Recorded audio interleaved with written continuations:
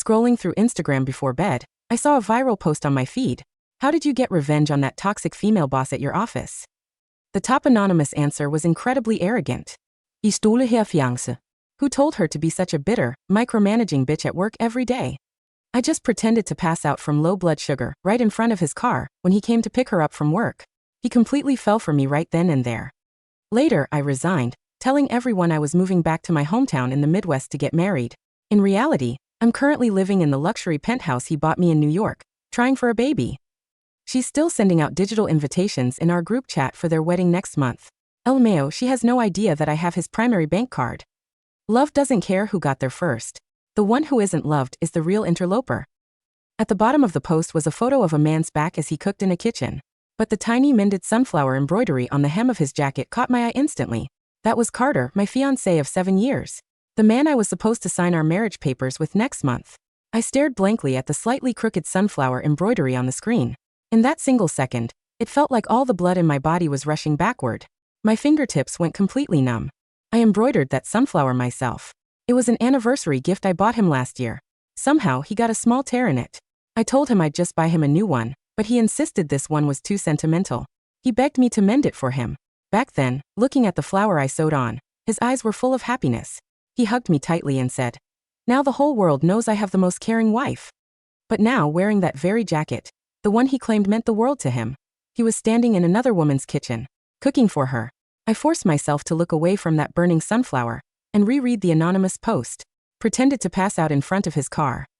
Resigned to go back to her hometown to get married. Still sending out digital invitations in the group chat. These shattered pieces of information quickly formed a face in my mind, Amber. I clicked on the anonymous poster's profile. Although her main page was set to private, I could still see her recently liked posts. They were all baby strollers, maternity clothes, and reviews of a luxury high-rise building in downtown Manhattan. Amber. Carter. Wow.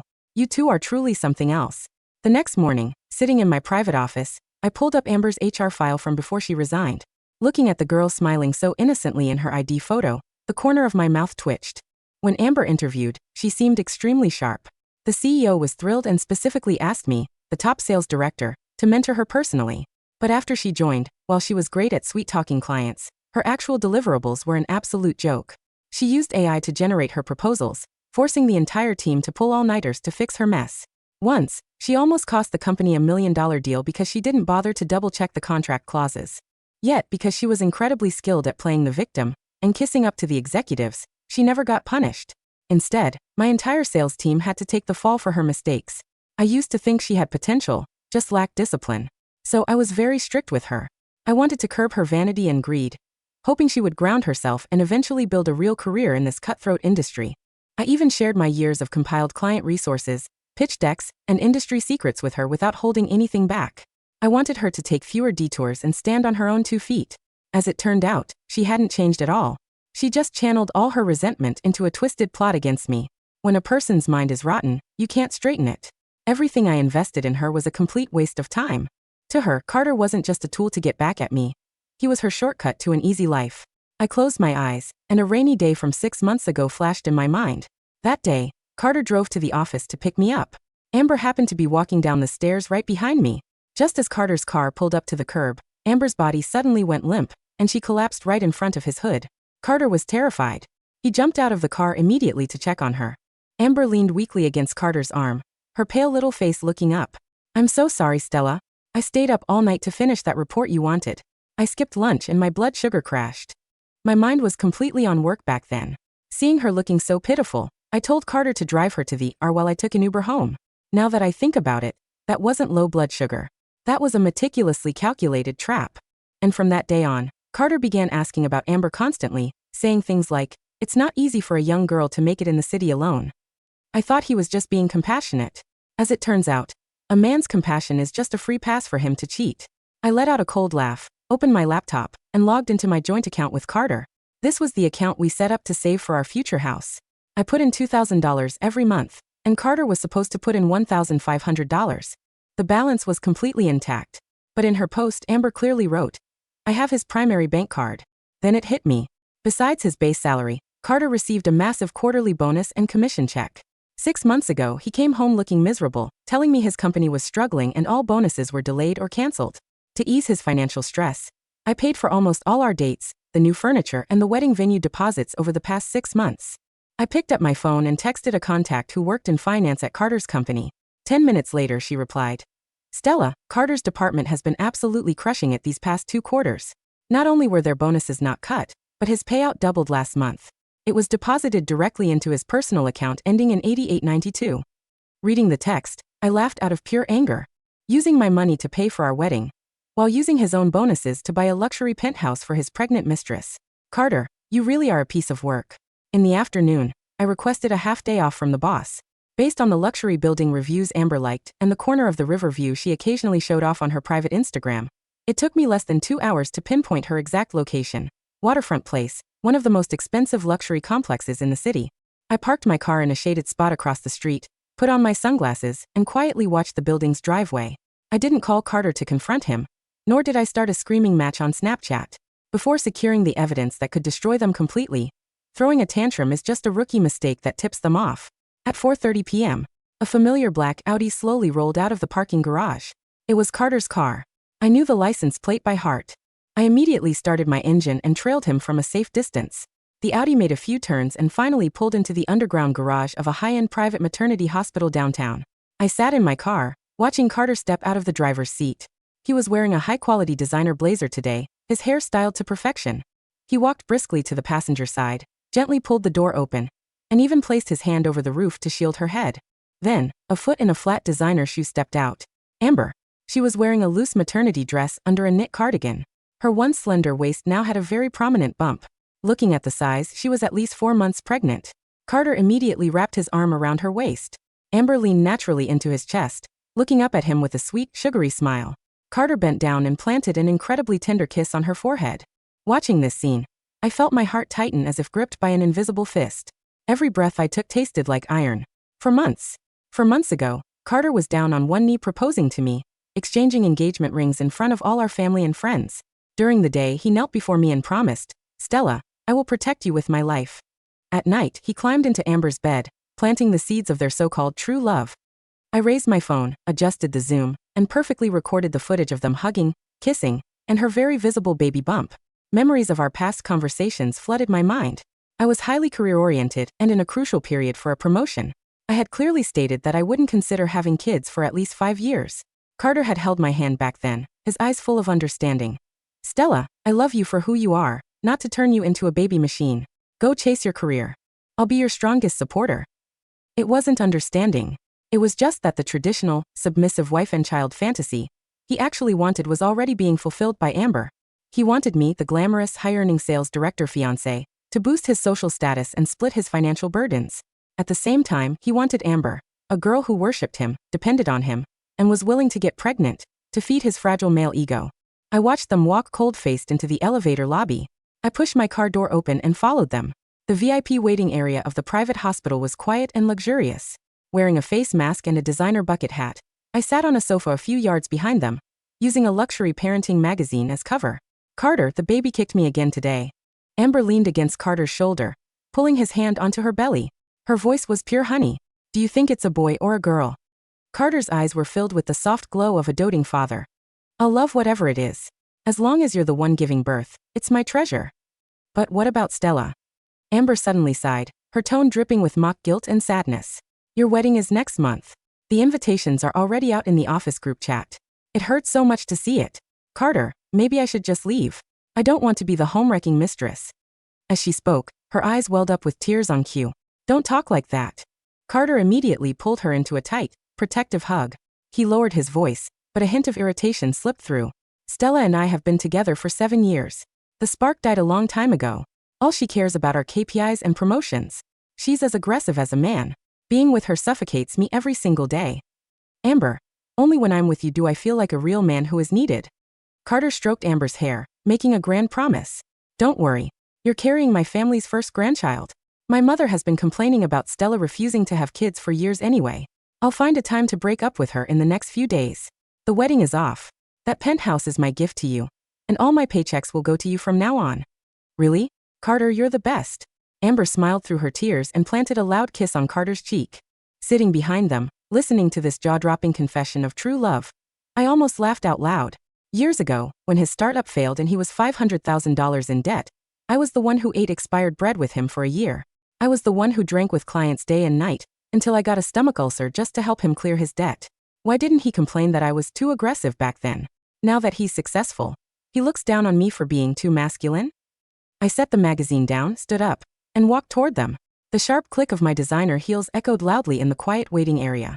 Carter was busy peeling an orange for Amber. Hearing the footsteps, he subconsciously looked up. The moment he realized who was standing in front of him, the orange in his hand slipped, hitting the floor and rolling far away. Stella. Amber followed his gaze. The second her eyes met mine, she flinched in terror, wrapping both hands tightly around her stomach as if she had just seen a ghost. I looked down at the pathetic couple. I didn't scream like a hysterical housewife, nor did I throw a tantrum. I simply pulled off my face mask slowly, letting a cold, mocking smile spread across my face. What a coincidence, Carter.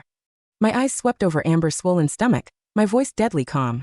Taking my former in turn for her prenatal checkup? Tell me, should we reserve the VIP table for her baby at our wedding next month? The waiting area fell into a tomb-like silence. Carter bolted upright so fast he knocked his chair backward. He instinctively reached out to grab my hand, but froze mid-air when he saw the icy glare in my eyes. Stella, let me explain. It's not what you think. Carter's voice was dry, as if he had swallowed a handful of sand. His handsome, usually confident face was now pale with sheer panic. Not what I think. Then what is it? I chuckled softly, my gaze slowly drifting over his old jacket with the sunflower embroidery. Is it her passing out in front of your car and magically landing in your bed? Or is it you wearing the jacket I mended while cooking her organic meals in your luxury penthouse? Hearing this, Carter's face turned completely white. He stared at me in disbelief. He clearly didn't expect me to know about the penthouse. Seeing this, Amber's eyes watered instantly. She stood up, holding her lower back.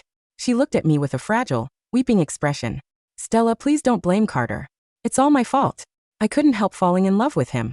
I know I don't deserve him. I'll leave right now. I promise I won't get in the way of your wedding. As she spoke, she took a delicate step forward, feigning dizziness, and fell perfectly into Carter's arms. Amber, watch the baby. Carter caught her instinctively, then looked up at me with a flash of anger. Stella, if you have a problem, take it out on me. Amber is pregnant. Stop attacking her with your passive-aggressive remarks.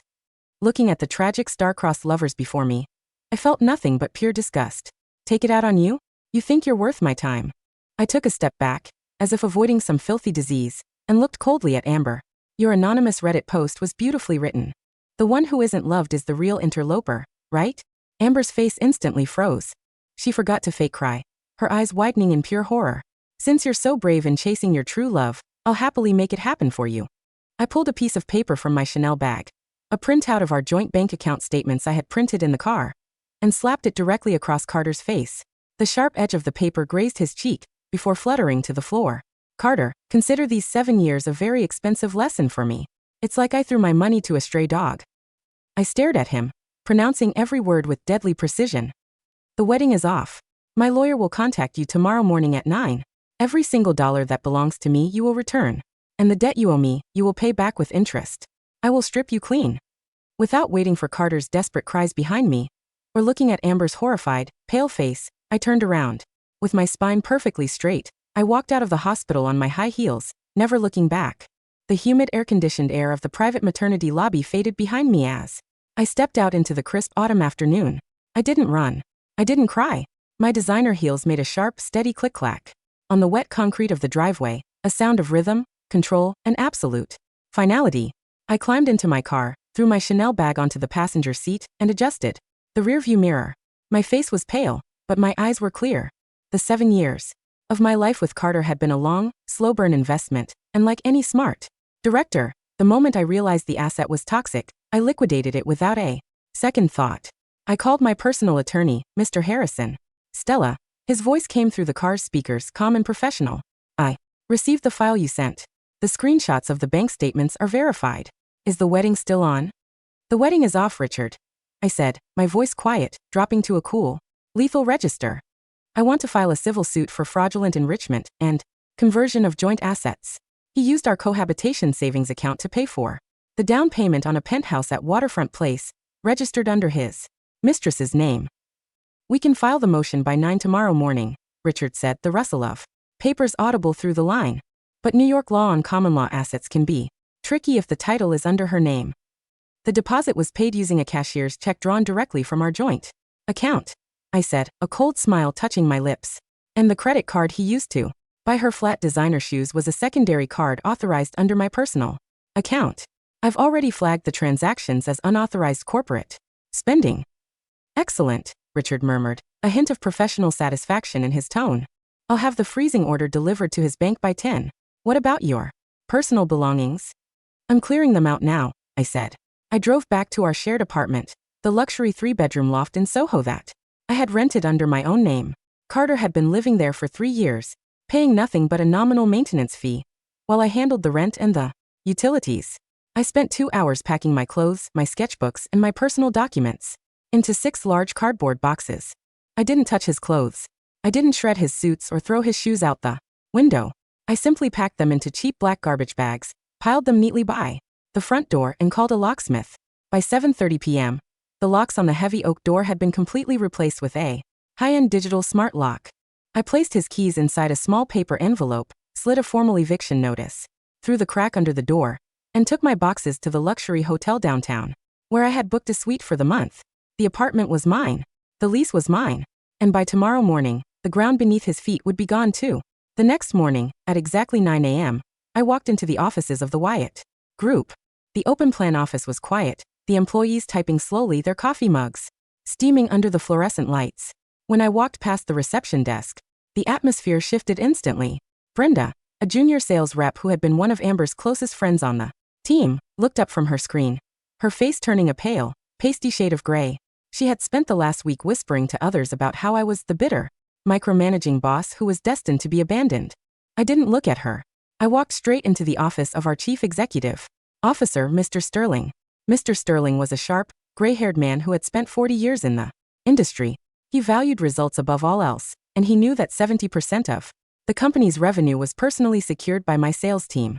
Stella, he said, rising from his chair to offer me a warm, genuine smile. I saw the preliminary numbers for the Q4 projection. Outstanding work as always. We are prepared to discuss your promotion to regional vice president this afternoon. Thank you, Mr. Sterling, I said, sitting in the leather chair opposite his desk. But I'm not here to discuss the promotion. I'm here to hand in my formal resignation. The smile on Sterling's face froze. Resignation? Stella, are you out of your mind? You've been with us for 7 years. This company is your home. It was, I said, sliding a thick folder of files across the mahogany desk. But the working environment has become toxic. And more importantly, our primary client, the Apex conglomerate, has already requested to terminate their contract with the Wyatt Group. Sterling's face went entirely white. The Apex contract? That's our largest account. Why would they terminate? Because the client relations were secured under my personal name, I said, my voice steady, carrying the quiet, cool pace of an executioner. The Apex board of directors signed the agreement because they trusted me. They didn't sign it so an incompetent junior like Amber Channing could use AI-generated templates to manage their logistics. I stood up, pulling my coat over my shoulders. My transition period is 10 days as per my contract. I have already cleared my files. If you wish to retain the Apex account, I suggest you ask your CEO, Carter, to find a way to apologize to Mr. Apex himself. But from what I understand, he's currently very busy at the private maternity hospital. Before Sterling could answer, I turned around and walked out of the office. The double doors of the boardroom closed behind me with a silent, satisfying click. The fallout from my resignation was swift and brutal. By 2 p.m., the news had leaked to the corporate forums. The wedding of the century that Carter had been bragging about in the office was canceled, the digital invitations deleted from the group chat, and his primary credit card frozen by my attorney's court order. But the real crisis began when the Apex conglomerate officially pulled their $1 million account. Without the Apex revenue, the Wyatt Group's financial reserves collapsed. The board of directors held an emergency meeting, voting unanimously to strip Carter of his CEO title and demote him to a junior sales position under a new, external director. He didn't even have his car anymore. The black Audi had been leased under our joint corporate account, which had been frozen pending the forensic audit Mr. Harrison had initiated. I sat in the VIP lounge of the local airport, my laptop open on my knees, my fingers typing a rapid, silent command to my assistant. My personal investment portfolio had grown by 30% over the last 6 months. The money I had saved by letting Carter pay for nothing but his own cheap meals while I handled the rest. A shadow fell over my screen. I looked up. Carter was standing in front of my chair. He looked as if he had been running through the terminal for hours. He was wearing his old jacket with the sunflower embroidery, but the fabric was damp from the rain. His collar wrinkled, his face pale and sunken under his dark hair. He stood there, his hands shaking in his pockets, his eyes bloodshot and wild. Stella, he whispered, his voice raw, broken, and completely stripped of his usual arrogant, protective pride. I was looking all over for you. The apartment. The locks were changed. My clothes. They were in the garbage. I left the eviction notice on your desk, Carter. I said, my voice quiet, flat, and entirely neutral. I believe you had until 5 p.m. today to vacate the property. Stella, please. He fell to his knees on the carpeted floor of the VIP lounge, his hands reaching out to grab the hem of my coat, his forehead pressing against my leather shoes. I'm sorry. I was blind. I was a fool. I let her play me because I was so terrified of you leaving me. I thought if you got the promotion, you wouldn't need me anymore. I thought I wouldn't have a family. He reached into his pocket and pulled out a small blue velvet-lined box, holding it up to me with both hands. Look, he wept. The ring, the one we bought for our engagement. I still have it. I had it resized. It's your size now, Stella. We can go to the municipal office tomorrow and file the paperwork. Just don't leave me. I looked at the silver ring, then at his tear-stained face. I felt absolutely nothing. No anger, no pity, and no pain. The man who had spent 7 years lying to my face, the man who had let another woman wear my custom shirts, and the man who had let me stand in the cold dark while he bought luxury penthouses for his mistress, was now nothing more than a stranger. I don't need a ring, Carter, I said, my voice carrying the quiet, cool peace of the river night. And I don't need your explanations. Stella, please. My name is Vice President Vance, I said, stepping past him toward the boarding. Gotte. And my flight is leaving. Have a good life, Carter. I walked through the double doors, the glass closing behind me with a silent, satisfying click, shutting out his voice, his regrets, and his shadow forever. The spring in Millbrook arrived with a brilliant, golden clarity. My new department at the Vance Group had closed a record-breaking $200 million in regional logistics contracts in the last 60 days. My name was printed at the top of the company's national executive board, and the junior staff under my supervision walked into my office with folders of clean data and genuine, professional respect. My hand-embroidered silk art, the one my mother had made, had been fully restored by a professional textile conservator in the city. It now hung on the main wall, behind my desk, its gold and silver threads catching the morning sun. I was sitting in my office, sipping a cup of hot black coffee, when my phone buzzed. It was an email from Jerry, my former HR manager at the Wyatt Group, who had resigned to join a recruitment firm. Dear Stella, I thought you'd like to see this. The board of directors at Wyatt Group held an extraordinary meeting yesterday. The company has officially filed for bankruptcy. The bank called in the loans they used for the expansion because they lost the sterling account, and the corporate accounts have been frozen. Anya's overseas credentials were investigated by the Maritime Board after she mislabeled 3 international cargo manifests, resulting in a $500,000 customs fine. It turns out her degree from Paris was a non-accredited certificate program. She paid $5,000 to Ethel. She's been terminated for cause. Kyle tried to pay her severance using his personal accounts, but his assets have been frozen pending a bankruptcy audit. I hope you are enjoying Millbrook. You deserve every bit of it. Best regards, Jerry. I read the email once, then archived it. I didn't feel any joy. I didn't feel the urge to celebrate or laugh. A dead heart does not carry the warmth of malice. It carries only the flat, clean silence of a winter sky. I looked out the massive windows at the clean, white city of Millbrook, took a deep, clean breath, and walked into the warm light of my future. I was finally, truly free,